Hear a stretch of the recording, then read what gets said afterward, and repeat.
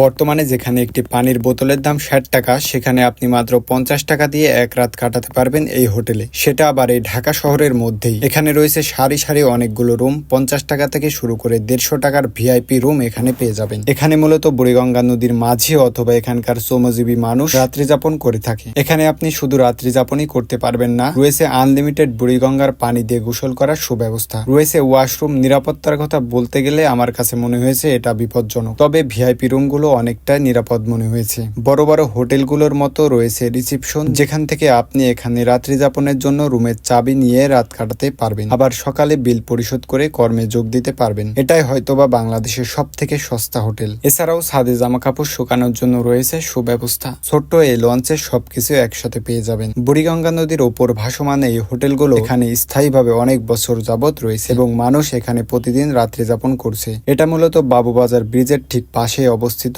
কম টাকায় রাত্রি যাপনের জন্য নিম্ন আয়ের মানুষের কাছে এটা যেন এক আশ্রয়স্থল।